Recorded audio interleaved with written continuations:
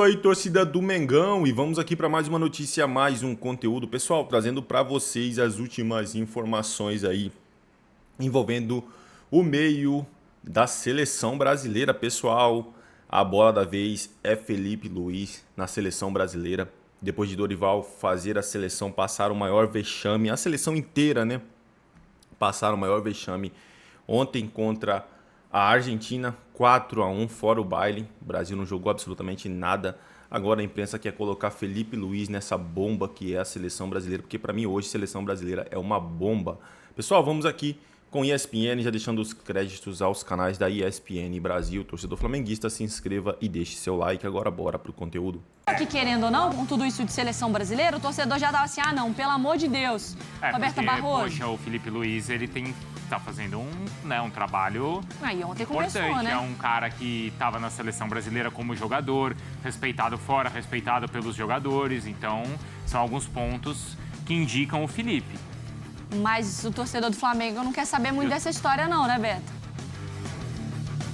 Verdade, Mário. Tudo bem? Beijo pra você, Bruno, amigos do Sport Center, todo mundo ligado aqui com a gente. O torcedor rubro-negro está preocupado essa semana. Tem estreia no Campeonato Brasileiro? Tem. Encara o Internacional. Tem jogador no departamento médico? Tem. Inclusive, o Arrascaeta está fora desse primeiro compromisso na competição. Mas a preocupação, como vocês falaram, é em relação ao técnico Felipe Luiz. Isso porque surgiu um burburinho entre os torcedores com essa pressão em cima do técnico Dorival Júnior, que o Felipe Luiz seria um bom substituto ali no comando da seleção brasileira. Ele é a nova sensação do futebol brasileiro. O Felipe Luiz tem mais títulos do que derrotas. Em 27 jogos, são 19 vitórias, 7 empates e apenas uma derrota. Já conquistou os títulos da Copa do Brasil, Supercopa, Campeonato Carioca. E aí o torcedor, claro, está preocupado. A gente traz aqui também uma reportagem do nosso companheiro Luciano Borges. Já está, inclusive, no nosso site, espn.com.br, que ele disse que uma das pessoas ligadas ao Flamengo, ouvidas então pela reportagem, afirmou ver um eventual movimento para assumir a seleção brasileira como um passo ruim para o técnico Felipe Luiz. E que esse assunto é um não assunto dentro do Flamengo. De qualquer forma, todas as fontes procuradas garantiram que não houve qualquer conversa diretamente com o Felipe Luiz sobre esse tema, já que não há nada de concreto nem em relação à saída do técnico Dorival Júnior. Mas hoje, aqui no Rio de Janeiro, eu conversei com alguns torcedores rubro-negros e olha então como é que está esse termômetro, esse nível de preocupação. Eles chegam agora nesse Sport Center. Deus me livre. Nem um pouco, não, tô fora. Agora que a gente tem a chance de ter um ano bom, né? Tão longe da seleção. Vai buscar outra pessoa, gente. Tem tanta gente aí. Tenta tirar o Guardiola do City, tão bom técnico. Por que tem que levar o nosso? Não, preocupação zero. Ele mesmo já falou que vai continuar no foco dele, de continuar no Flamengo esse ano aí. Se o pessoal paulista quer que ele vá para prejudicar o Flamengo. Trabalhou com os grandes lá fora, trouxe tudo para cá. Esse ano é tudo nosso. Eu acho que isso tudo é para prejudicar o Flamengo. A intenção é maldosa. Deixa o Dorival lá no lugar dele, o Felipe Luiz está bem aqui. Eu acho que a ascensão do Felipe Luiz em relação ao Flamengo, ela está sendo boa. Eu acho que vai estragar a ascensão profissional dele como técnico. Eu não acho que deveria ser esse o momento dele. E o Flamengo já é uma seleção. Felipe Luiz, mantém a relíquia, meu irmão.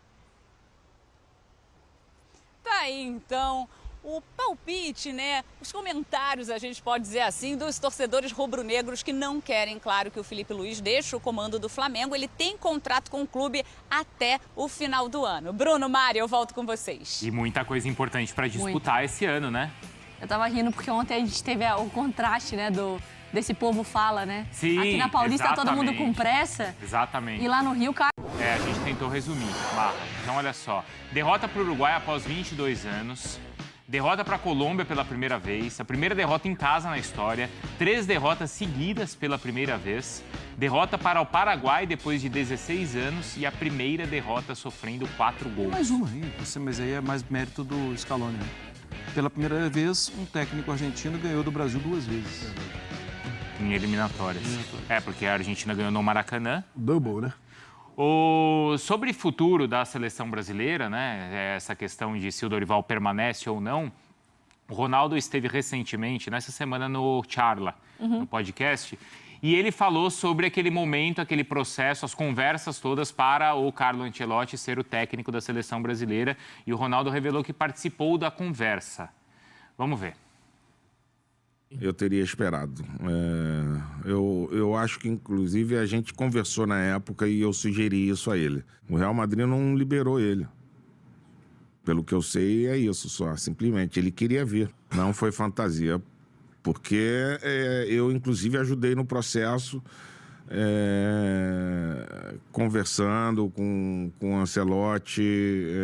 O Edinaldo me pediu, na época, uma ajuda e eu ajudei ele nesse processo, mas depois deixei eles negociarem e aí parece que aí travou porque não teve negociação, porque não tinha liberação do Real Madrid. Então, o negócio não aconteceu. Eu queria renovar com ele. E aí parece que ia acabar a temporada do Real Madrid e se não ganhasse nada, eu acho que o Real Madrid ia mandar ele embora e ele viria. Mas aí ganhou a Champions. Aí ficou mais um ano. Foi isso, exatamente isso. Então, acho que a entrevista ela é autoexplicativa em 2 pontos. Primeiro, o Ronaldo confirma as conversas e revela que ele participou. E que o Ancelotti queria vir, mas o Real fez jogo duro e depois com a contratação ali, ou com a conquista da Champions, né? Aí teve o processo de renovação, até porque, como a gente explicou na época, era um time jovem e o Real via na figura do Ancelotti alguém importante para fazer esse processo. Mas isso é passado. O que acho que é o presente que é importante? O Ronaldo confirma que ele foi o responsável pela conversa. Sim. Era ele quem intermediava. Ou seja, ele falou, o Edinaldo pediu para que eu ligasse para o Ancelotti e eu liguei. O Ancelotti não confia no Edinaldo, não confia na CBF, confiava no Ronaldo. Sim. Esse ponto não existe mais. Essa figura do Ronaldo intermediando, eu acho que hoje ele não vai mais fazer esse papel. Não vai. E a confiança que o Ancelotti tinha em vir para o Brasil na figura do Ronaldo, esse amparato ele não vai mais ter. E talvez... As coisas podem mudar, Claro. como mudou no ano passado. Mas, assim, a figura do Ronaldo, acho que não vai existir mais essa conversa. O Ronaldo, até pela relação com a seleção, eu não duvidaria que também, pelo bem da seleção, ele ajude. Mas eu duvido que o Edinaldo vai ligar pro Ronaldo também para pedir ajuda. Ronaldo, já que você tá fazendo nada aí, tem como você dar uma ligadinha lá pro Ancelotti? Me ajuda de novo? Não Tem vai. que ser gente grande, gente. Assim, porque os processos dentro da CBF não estão sendo bem executados.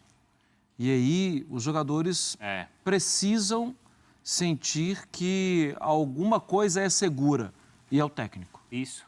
Porque a estrutura não é segura. Não, e Omarra, como a gente falou aqui, a CBF sempre foi essa bagunça.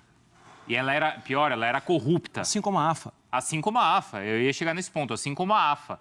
Eu não sei se hoje a CBF é corrupta, mas ela continua sendo uma bagunça. Ela, na época que o Brasil chegou a 3 finais seguidas de Copa, ela era corrupta. Mas chegou porque ele tinha comando técnico e tinha jogadores que tinham essa personalidade também. Hoje a gente não tem mais nada. É porque aí você conseguia separar as duas coisas. Isso, separar. E hoje a gente tem também no problema da CBF um presidente que gosta de tomar as decisões que chegam na raiz da coisa. Porque, olha aqui, eu estava ontem falando até nas redes sociais. Quero que vocês coloquem em características, adjetivos para mim. Seleção brasileira, tenebrosa, certo? Campeonato Brasileiro Feminino, terror. Arbitragem brasileira, pavorosa. Calendário nacional, aterrorizante. Eu gostaria de verdade de perguntar para os presidentes das federações, e eu sei a resposta, tá? Mas perguntar para os presidentes de federações, de clubes, etc. Me lista, não vou pedir nem 5, me lista 3 coisas que o Edinaldo fez que vocês falam assim, foi por isso. Não adianta vocês me mandarem emoji de não sei o quê, emoji de não sei o quê, cada um pensa... Eu sei, mas pergunta para eles. Porque vocês apoiaram, né? 3 motivos para vocês terem apoiado. Que vocês viram ele e não é só para você votar, porque se só tinha ele, você ia anular ou você ia votar nele. Mas por que vocês não abriram a porta para outros candidatos? Por que vocês tinham tanto medo de ouvir outro candidato à presidência da CBF? Verdade. Não vai ter resposta, Mari. Não vou. Mas daqui a pouco a gente vai mostrar para vocês como Jailson e Mário Marra anteciparam aqui no Sport Center, naquela tela ali, os problemas que a seleção enfrentaria contra a Argentina e que, infelizmente, acabaram acontecendo. Não foi por falta de aviso. De novo, Mari. É horrível ouvir dos pais. Eu avisei, né? Vamos seguir o Sport Center com o Campeonato Paulista também.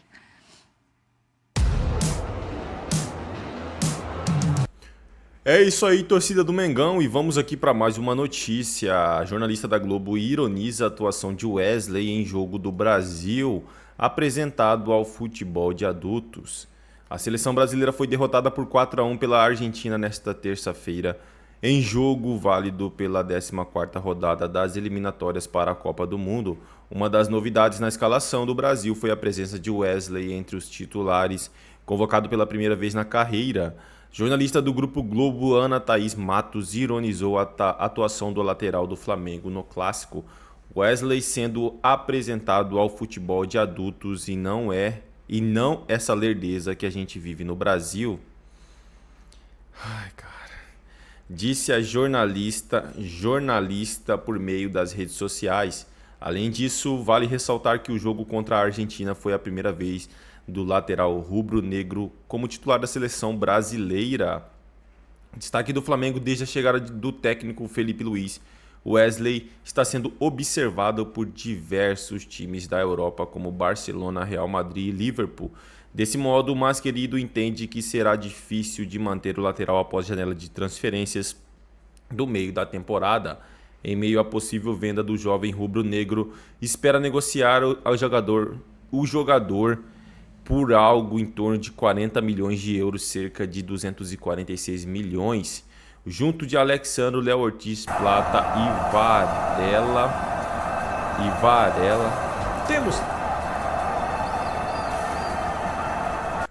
Junto de Alexandro, Léo Ortiz, Plata, Varela, Wesley se reapresenta ao Flamengo nesta quarta-feira e inicia a preparação para o jogo contra o Internacional, visando o confronto. O mais querido possui mais 3 treinos programados até sexta-feira, dia 28, todos a partir das 3h30, horário de Brasília. É isso aí, torcida do Mengão, agradeço a vocês pela companhia. Se não é inscrito no canal, se inscreva, deixe seu like e o seu comentário, que isso faz uma enorme diferença pra gente aqui dentro da plataforma.